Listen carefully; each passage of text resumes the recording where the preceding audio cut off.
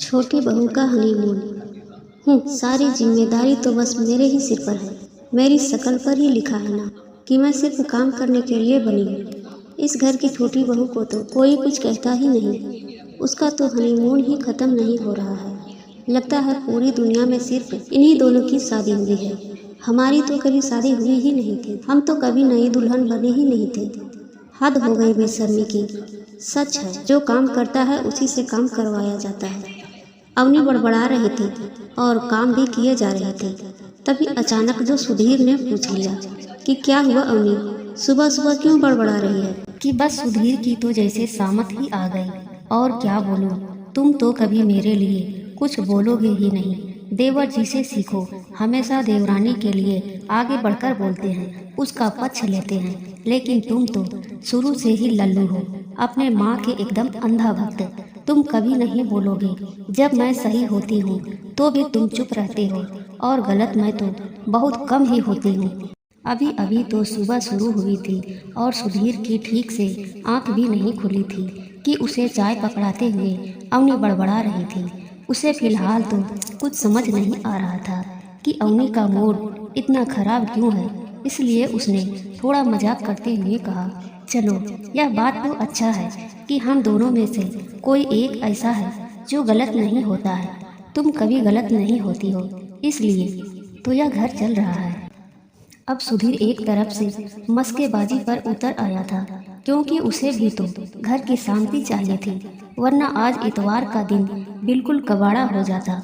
उसके इस तरह बोलने से अवनी का गुस्सा भी थोड़ा शांत हो गया था। अब नहीं, अब उसके बगल में बैठकर चाय पी रही थी, लेकिन अभी भी उसने अपना मुंह थोड़ा सा फुला कर रखा था। चाय पीते पीते ही सुधीर ने हाथ पकड़कर कहा, क्या हुआ अवनी, तुम इतनी क्यों परेशान हो। अरे मुझे भी तो कुछ पता चले कि सुबह सुबह मेरी प्यारी सी पत्नी को किस बात पर गुस्सा आ रहा है। सुधीर ने सोचा था कि अभी वह उलाहना देगी और जानबूझकर के थोड़ा सा गुस्सा करके इस घर की छोटी बहू परमीला के लिए कुछ बोलेगी, लेकिन यह क्या, अवनी तो रोने लगी थी। उसके रोने से सुधीर बहुत असमंजस में आ गया था।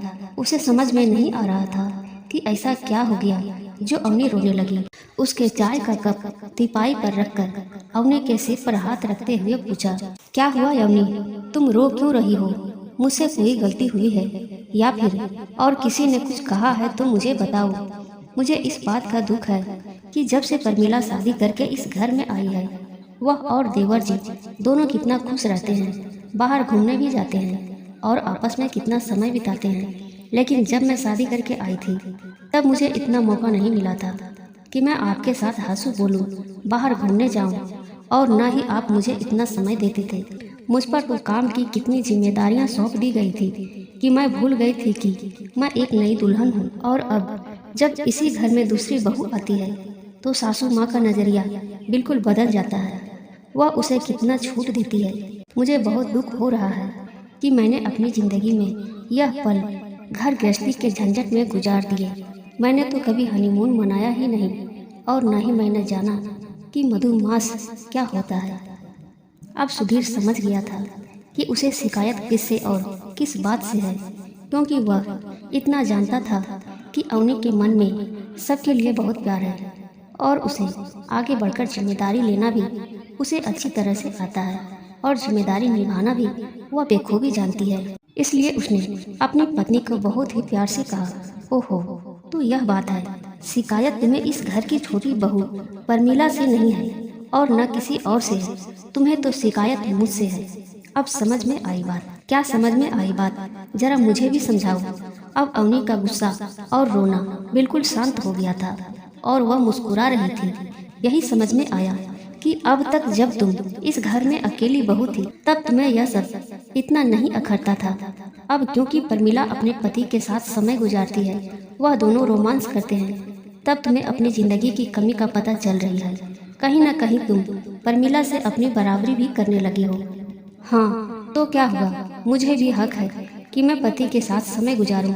मुझे भी अच्छा लगता है कि मैं आपके साथ प्यार भरी बातें करूं, कभी कभी सुबह देर से उठूं और आपके साथ घूमने जाऊं और आप मेरे साथ। यह बात तो हर पत्नी को अच्छा लगता है। तो मुझे भी अच्छा लगता है, लेकिन आप तो मेरी बात समझते ही नहीं हो। हमेशा ऑफिस, घर और किताबों में लगे रहते हो। अवनी ने जिस तरह नखरे से कहा कि सुधीर को उस पर प्यार आ गया। अभी भी अवनी नई दुल्हन की तरह नखरे करती है और इस तरह लड़ती है। यह देखकर सुधीर को बहुत मजा आ रहा था। हमेशा तो वह अवनी को घर की जिम्मेदारी निभाते हुए एक बहू के रूप में देखता आया था। आज उसे पत्नी और प्रेयसी के रूप में देखकर सुधीर का मन भी खुशी से पल्लवित हो रहा था। उसने भी अवनी को छेड़ते हुए कहा, तुमने आज तक कहा ही नहीं कि तुम्हें मेरे साथ घूमने जाना है या फिर तुम्हें मेरे साथ और वक्त बिताना है। तुम तो हमेशा माँ और पापा जी की सेवा में लगी रहती थी। मैं बुलाता भी था तो तुम मेरे पास बहुत कम समय बैठती थी, इसलिए मैंने अपनी दुनिया अपने काम और किताबों में खर्च कर दी। मुझे क्या पता था कि मेरी पत्नी को भी मेरा सानिध्य चाहिए। अब सुधीर की बात पर अवनी हाथ नचाते हुए बोली, अच्छा, आप इतने बेवकूफ़ तो नहीं लगते हो।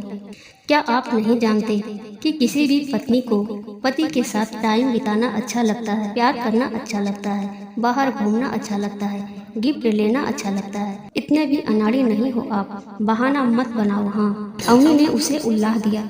फिर सास की पुकार आने पर अवनी रसोई में चली गई और उसके पीछे सुधीर मुस्कुराकर सोच रहा था। वह आज शाम को अवनी घुमाने ले जाएगा और अब उसके साथ समय बिताया करेगा।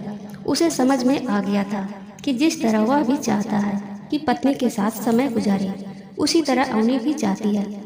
लेकिन वह घर की बड़ी बहू है और उस पर जिम्मेदारी कुछ ज़्यादा है। तो सुधीर भी घर का बड़ा बेटा है, इसलिए उसने घर की बागडोर अपने हाथ में ले रखी है और जिम्मेदारियों के तले दोनों कई बार यह भूल जाते हैं कि वह दोनों पति पत्नी भी है। चलो, यह तो अच्छा हुआ कि परमिला को और अजय को देखकर आज अवनी को एहसास हुआ कि उनकी ज़िंदगी में भी रोमांस होना चाहिए। उसके बाद से तो अक्सर सुधीर और अवनी भी बाहर घूमने जाते और घर में कभी कभी समय निकालकर साथ बिताते। अब तो जैसे जैसे अवनी की शिकायत दूर हो रही थी, उसे परमिला पर भी गुस्सा नहीं आता था।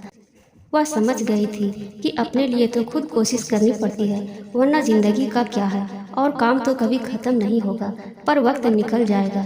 इसीलिए इसी व्यस्त जिंदगी में अपने पति के साथ के लिए, रोमांस के लिए थोड़ा वक्त तो निकालना ही पड़ेगा। अब परमिला और अजय की तरह अवनी और सुधीर के कमरे से भी फुसफुसाहट की तो कभी खिलखिलाहट की आवाज़ आती थी। उन्हें देखकर लगता था कि अभी उनका हनीमून चल रहा है। जब पति पत्नी का मन मिला हुआ हो और दोनों एक दूसरे को दिल से समर्पित हो, तो जीवन एक सुंदर हनीमून बन जाता है जो कभी ख़त्म नहीं होता है। जिस घर में पति पत्नी के हंसने मुस्कुराने की, खिलखिलाने की आवाज़ आए, वह घर अपने आप में ही खुशहाल हो जाता है।